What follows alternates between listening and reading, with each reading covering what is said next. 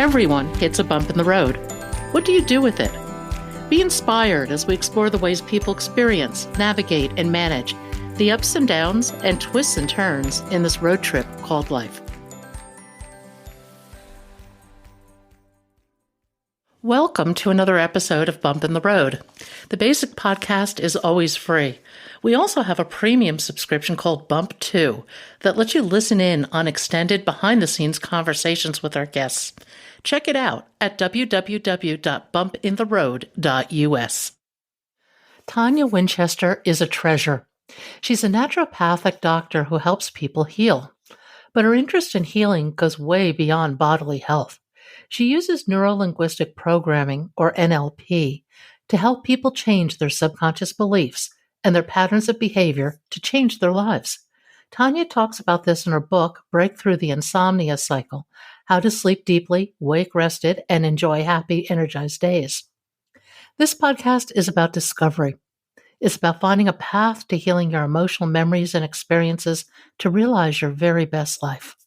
Please welcome Dr. Tonia Winchester, ND, to Bump in the Road. Tonia, welcome to Bump in the Road. If you would, tell us your story. Hi, Pat. So I'm a naturopathic doctor, and I've been in practice for about 17 years or so. And my story is one of dissatisfaction that led to burnout and a lot of personal circumstances connected to that burnout. And it started maybe 5, 6, 7 years ago when I was noticing this trend in my practice, where after meeting with a new patient, sitting down with them for an hour or more and hearing their entire story and what their goals were, what they wanted to achieve in their health and their well-being. And we'd put a plan together, and it would be a good plan, and they would agree to the plan, and then they would go away, and they would come back to me inevitably and say, "This is hard." A great example, eating my broccoli is hard.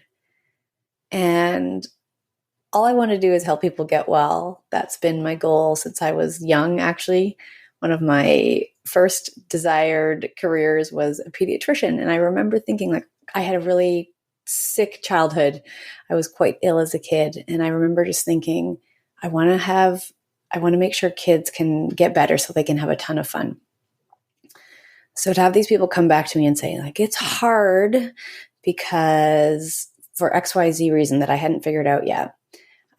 When that was the ticket that was going to help them be well, I started to just get so frustrated. And I would sit there being like, yeah, it's hard, just trying to hear them and listen. But inside I'm just going, what? What do you mean it's hard? Like, you're not going to exert hardly any energy at all. You're not going to sweat. You don't have to lift heavy things. How is eating the broccoli hard?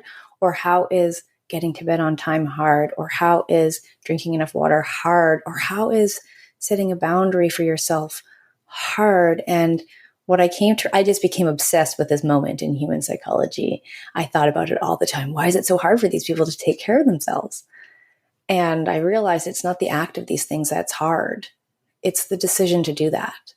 It's the decision to wake up every day and say, today's the day I'm going to take care of myself.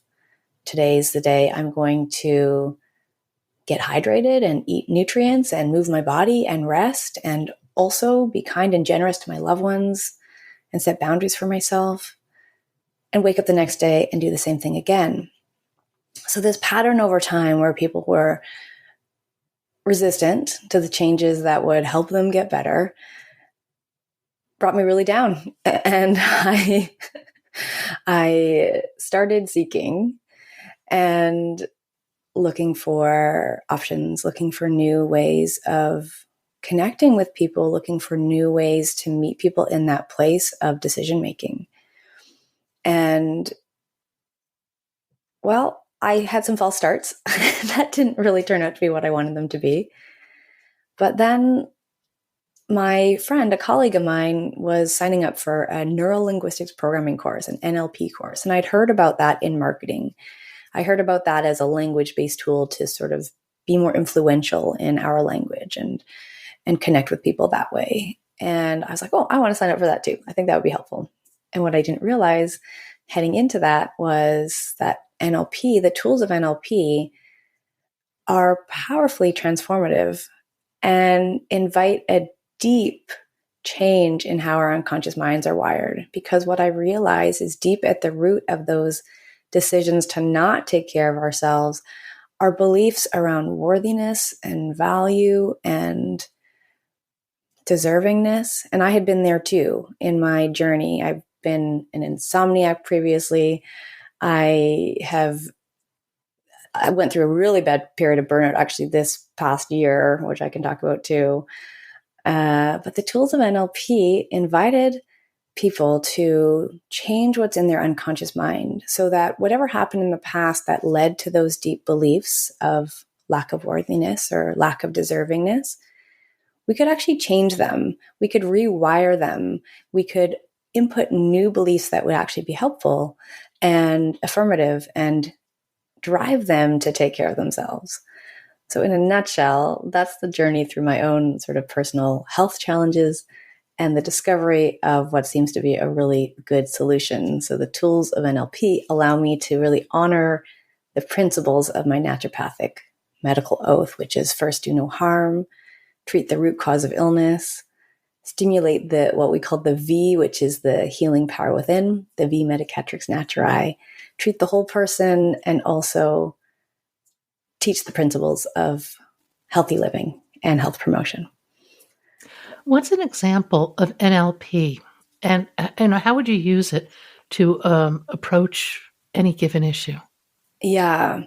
So NLP, I know it's quite a mouthful, Neurolinguistic Programming, is a body of knowledge that the people who sort of really put this body of knowledge together, they studied experts. So they studied expert clinicians and expert therapists and expert hypnotherapists. And they really wanted a model for success. So they looked at what was working and took all of that and compiled it into NLP. It's a language-based tool that helps us bypass our thinking mind and get right into the unconscious mind. Now, an example would be, so if you can think of something that is mildly irritating, maybe sort of if you were to rank it a 2, 3 out of 10, nothing significant, not a trauma, just something mildly irritating. If you can bring something like that to mind, and then what I'm going to have you do is, if you can imagine, when you think about that thing, there's going to be some sort of image that happens inside your mind. It might be a picture. There might be sounds connected to it. There probably is a body feeling connected to that mildly irritating thing as you think about it. Imagine that you can actually take that image, however it's presented inside your mind, and push it further away from you. So you can imagine even that you can push it so far away from you that it moves through, let's say, a pane of glass. So now it's on the other side of, say, a window. And as soon as you do that, it becomes harder to hear and harder to see, harder to make out the details. And you can continue to push it further and further away from you. So maybe now it's across the street and it's the size of a postage stamp and it's faded and it's blurry and it's hard to make out any of the details at all. And if you continue to push it further and further away till it's just the size of a point, like a dot at the end of a period or at the end of a sentence. And now just search inside and see if you can find that irritation with that image sent so far away that it's just a mere dot. And if you're like most people, they can't find that same irritation feeling now that this image is moved so far away from them. So what we've done here, how did that exercise go for you? Oh no, it's very interesting. It went very well. Yeah. So what we've done there is something very simple where we've changed the details of that image. So everything we think and feel and every behavior we have, every habit we have, every time we see a green light and we put our foot on the gas and we see a red light and we put our foot on the brake, these all have these internal images inside of us. We call them internal representations in NLP. And when we change the details, so the brightness, the focus, the location, the size, we change the associated feeling. And so essentially what we can do in NLP is decouple triggers from our outside environment, decouple those triggers from the behaviors that are problematic for us. So feeling irritated could be a problematic experience, right? It could lead to problematic behaviors of lashing out to our loved ones, stomping around the house, slamming doors, who knows, right? So we can simply, and this is just a small example, and when I work with clients, we do this on, there's a different technique that we use to sort of do this on a more elaborate scale for more significant things in our past, traumas, significant emotional events, unresolved negative emotions. We use different techniques, but the principle is the same, where we're changing how the unconscious mind remembers or thinks about things. And then the feeling changes. And when the feeling changes, the behavior is going to change. And when the behavior changes, the results are going to change. That is fascinating.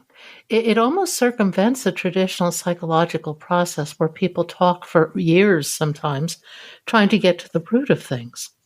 And personally, I know it resonates deeply with me because I think that so many of our behaviors are rooted in emotion and memory. And if we can link into that emotion and memory, that's where change can occur. Yes, absolutely. And you hit something right on the head there. The work in NLP is content free. So I don't need to hear someone's pain story for me to be able to facilitate the change of that pain story. So when I asked you to think of something irritating, I didn't ask you to tell me what it was. I frankly don't care. Not because I don't care about you. In fact, quite the opposite, because I do care about the people I work with. And when we tell our story over and over again, it just paves that same neural pathway. So NLP is an interruption to our thought patterns. It's an interruption to our automatic programs. And the language that I'm trained to use with my clients, it just bypasses the way that they normally think about things. Is doing this once for a particular problem enough to shift your perspective? Yes. So the process that I take people through has sort of a test that's been codified by a researcher at Stanford, Philip Zimbardo. He's got an index called the Time Perspective Zimbardo Time Perspective Index, ZTPI. And he's got a really cool YouTube video with one of those like cartoon sketches. I can pass along the link to you, Pat. But he's identified that people who generally are more well-balanced and have a better sense of well-being in their lives have a positive relationship to the past, the present, and the future. So when we do this work, we check at the beginning, and I get their ZTPI score, and it's this graph that I see. And we do the work, and then at the end, I do the test again, and I see a different picture. So their neurology has changed. How they relate to time has changed over the course of the process. And when I say I'm working on a limiting decision, actually, this happened the first time I ever had a limiting decision cleared by my NLP coach when I was a student. And when I say limiting decision, that's a different way of saying limiting belief. And the thing that I like better about saying limiting decision is that I always, I'd heard about limiting beliefs for a long time. Well, I believe this. Okay, maybe I believe I'm not worthy enough to eat my broccoli, to go back to that example. I know it's consciously thinking that, of course, but unconsciously that might exist there. And so say that's the belief. And we do this technique to change how the unconscious mind thinks about that to get a new belief. When I first had limiting decision. Oh my gosh, my brain is so excited right now. So when I used to hear the term limiting belief, I'd be like, well, what do we do with it now? I know the belief, but now what do I do differently? How do I believe something differently? And my thinky mind for a long time was like, I just don't get how that's possible. enter NLP, changing the language to limiting decision, because at some point in my timeline, I decided to believe that unconsciously, of course. And I can change my mind. I can make a new decision. That's something I know how to do. And that's in the vocabulary, of everybody. Everybody knows how to change their mind.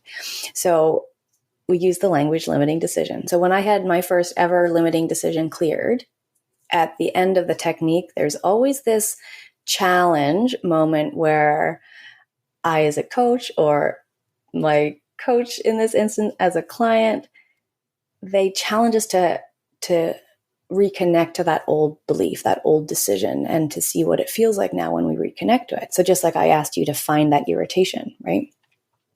And I didn't even remember what the belief was. I couldn't even articulate verbally or consciously what it was that was just changed in my unconscious mind. And that lasts, I still don't remember what that first limiting decision that was cleared, and that was 2, and that was almost 3 years ago now. So it is permanent. Now, that's not to say that there's not layers to things, right? So sometimes we'll take someone through a process, and maybe time goes by, and then there's some other different element that arises that maybe they're now aware of, some different trigger in their environment that has sort of a slightly different slant. And, the way you can think about this is from an emotional perspective. When we're clearing what we call the big 5, anger, fear, sadness, hurt, and guilt, we also clear shame, because guilt and shame are going to be coded differently. They mean different things, right? And another great example is if someone has a language as their first language other than English, we might need to clear anger, the word for anger in their language, or words that could mean anger to someone else, like frustration or rage. So there's different flavors and different layers of these things. And so we can, when I say clear, I mean remove the emotion from the entire timeline. We clear the original root cause event, and then we pull like beads off a string, the gestalt of all the anger memories that would be associated for that person on their timeline. And then again, I would challenge my clients, find the anger in the past. And they're like, nope, what anger? I don't have anger. Never, I don't know what anger is. Find the anger in the future. Imagine a scenario where something like this could happen again, and they can't. So we're doing a really powerful version of what we did with that, that irritating image, in a way that the change is permanent. It's predictable, even though it still blows my mind every time it happens. And it's reliable, sustainable. Yeah. That flies in the face of everything people say about affirmations. We were talking about this before we went online. I have personally always found the idea of affirmations to be shallow, because they don't really touch upon your deeper psychological needs, issues, or problems. And that seems to parallel everything you're saying. Yeah, yes. And it's so true. And I think the main reason why surface affirmations, like standing in the mirror saying, like, I'm strong, I'm powerful, I am gorgeous, are actually, not only do they not work, they're not effective, but actually could be harmful. So one of the things that I'm really keen and striving to do in my work, both as a mind-body healing coach and a naturopathic doctor, is bring someone into wholeness. I am not interested in creating more internal conflict or more internal parts that may not be in alignment. So if someone is just surfacely saying in the mirror these things that they don't believe at a deep level, we're severing the wholeness of the self. And that's the opposite direction of what we want to do in healing. Healing actually and whole are the same word originally. So we want to bring someone into wholeness. So instead of those types of affirmations, what I'll do with my clients, which I think is a really cool bonus that comes out of NLP, is hypnosis training. And so when we do these emotional clearings, the reason we're able to clear the emotions is because we get what we call learnings. So when we use something called timeline therapy, which is one of the main tools in transformational NLP, we have the person go back in time, in a dissociated way, so they're not feeling the emotion of those old events. And we exchange the emotion for learnings that are positive, that they can take forward with them and use in the future should they need. And things that come out of these learnings are things like, I'm strong. But now it's actually coming from inside, from a healing versus just an arbitrary sentence to say, or I am enough, or I am worthy. And these things evolve out from the inside. And then what I'll do is create a personalized hypnosis for that person, where I give them an audio that induces them into a trance. And then in that deep trance state, when we're highly suggestible, I will feed back to them all of their learnings that they offered me, and I write down everything they say. And so now they get to have that as like an audio training, right? They get to keep practicing with that. And that type of affirmation work is very productive and very positive, but it does come out of the healing process. Well, it's productive, I presume, because it touches it feeds your subconscious. Yes, exactly. So now they're in alignment, right? They're not in conflict like they had been previously. Mm-hmm. I'm sharing your frustration. How could people not want to do this? Is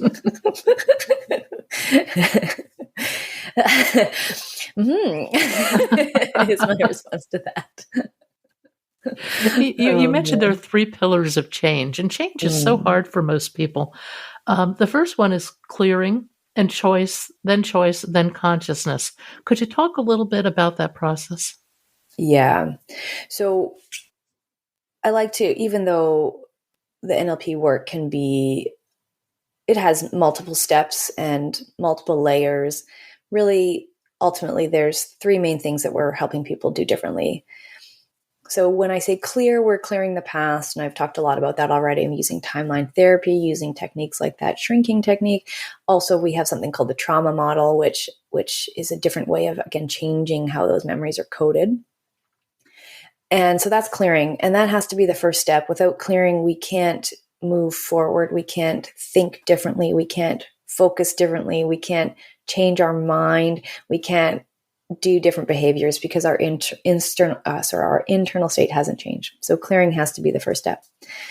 And then we start to focus on consciousness. And this can mean a lot of things.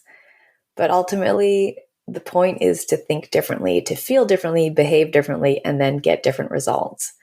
And we need to bring conscious intention to that.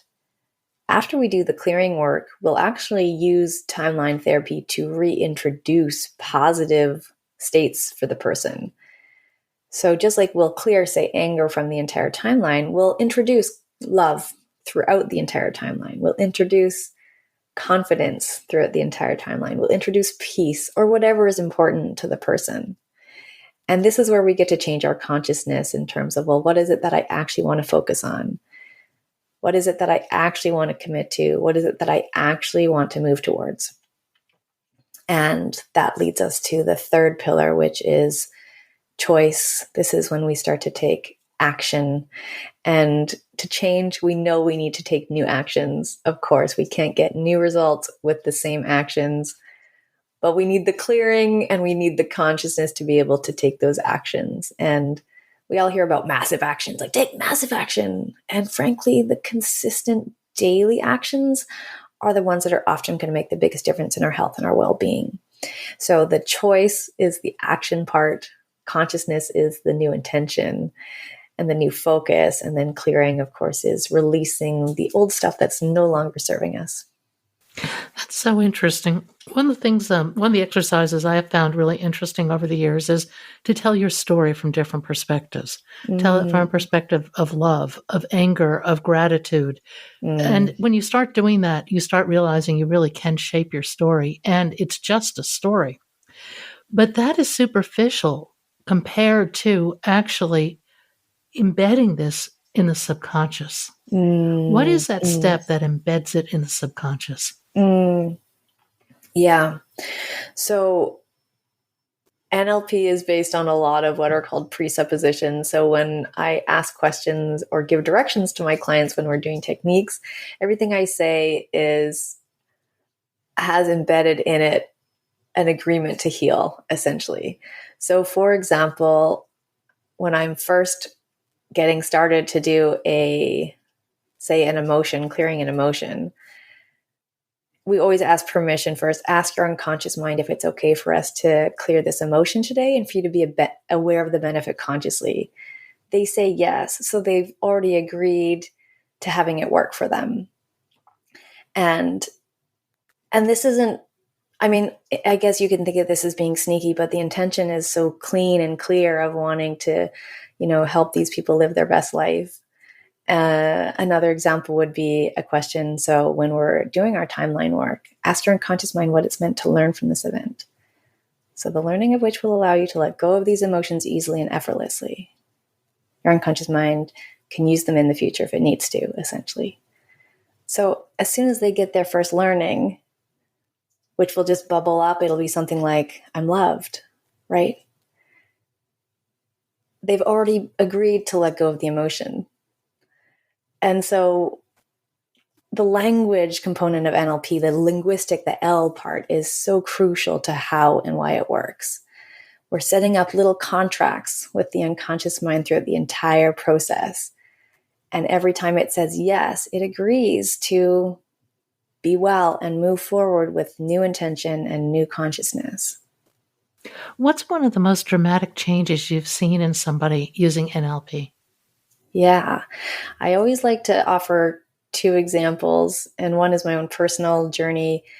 I was the person who was just lying awake at 2 a.m. for hours for years, and now that I've got the trauma out of my body, I didn't know that and that's the thing. A lot of people don't know that they've experienced a trauma response and are holding on to a trauma response.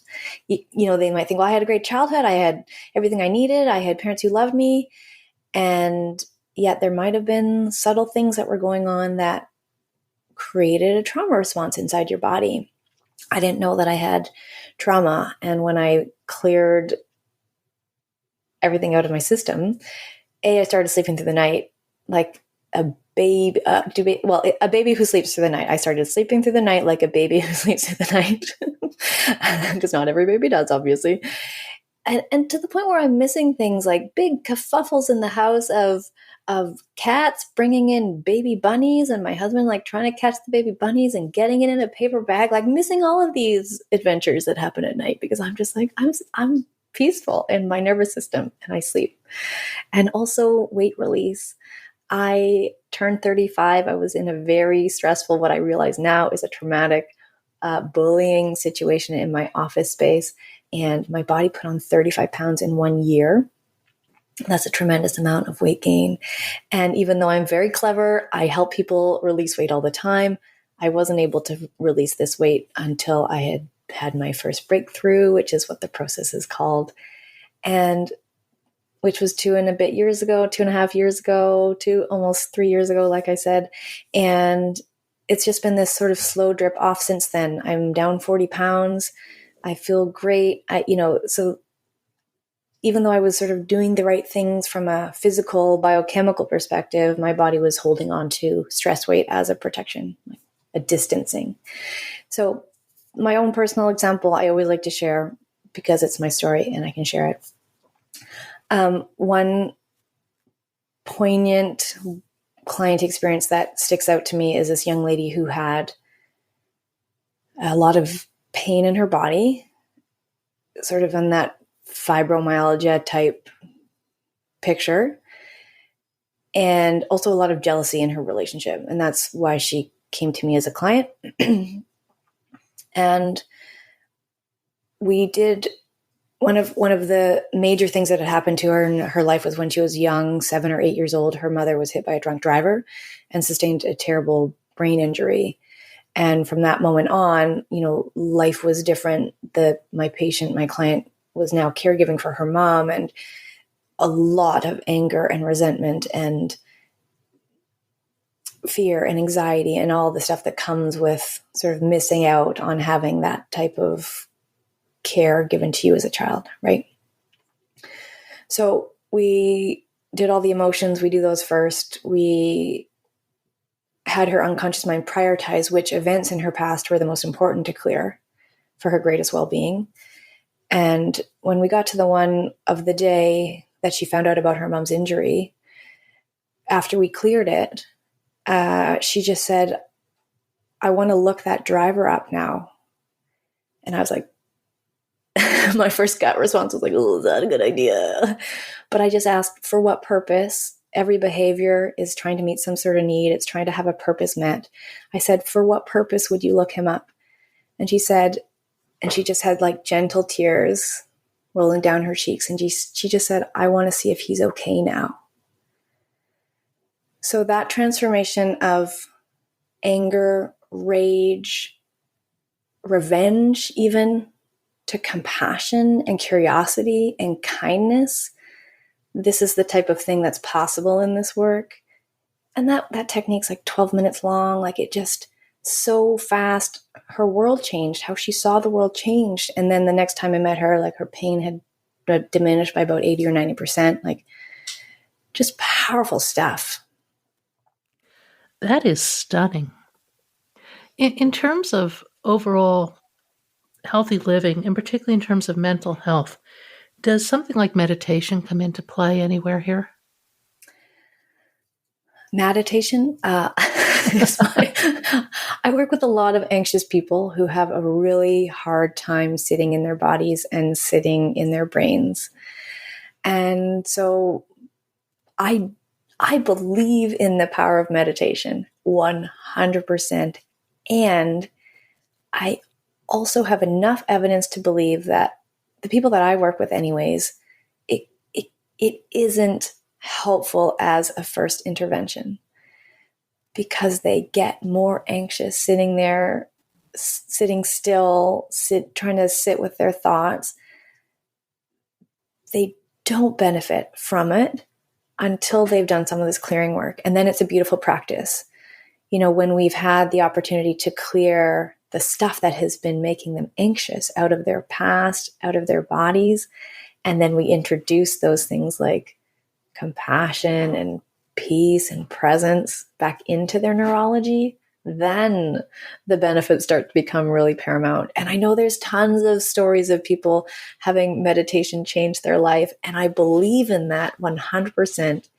And like I say, for the population that I tend to work with, it just doesn't seem to be the best first intervention. It is part of a strategy, but maybe just not triaged right at the top of the list. No, that makes total sense. What is it that drives people to you? Are they becoming more conscious that something just isn't lining up inside them? Is it just desperation? What do you think their motivations are? Yeah, that's interesting. So I'm gonna step back and say, well, most patients come to me as a naturopathic doctor because they have tried everything medically and there's no options for them. They're fine on paper and they feel like garbage. So there's nothing that Western medicine can do for them. So they come into my office desperate, for sure. A lot of those patients become clients and go through this neurolinguistic programming process. And those people are self-selecting, saying spontaneously, I'm not provoking this response in them. They'll say things like, I think I'm sick because of my trauma. And so I think more and more, as the world is becoming more trauma informed, and books like The Myth of Normal by Dr. Gabor Mate, a seminal work on young trauma and how that impacts our entire lives, and books like How Emotions Are Made by Dr. Lisa Feldman Barrett, Why We Sleep. I can't remember the name of that author, but these types of books that are starting. The Body Keeps Score would be another one in this library.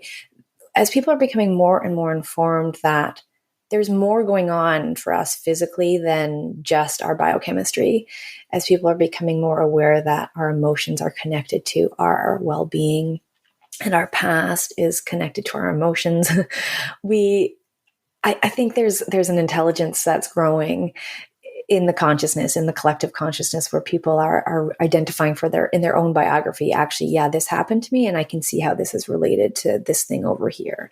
So a lot of these people are just putting their hand up saying, I am pretty sure that I am sick because of my stress. And for those people, I say, I have a great option for you, a great option that we can spend about 3 months together. And actually the bulk of the work happens in the first month.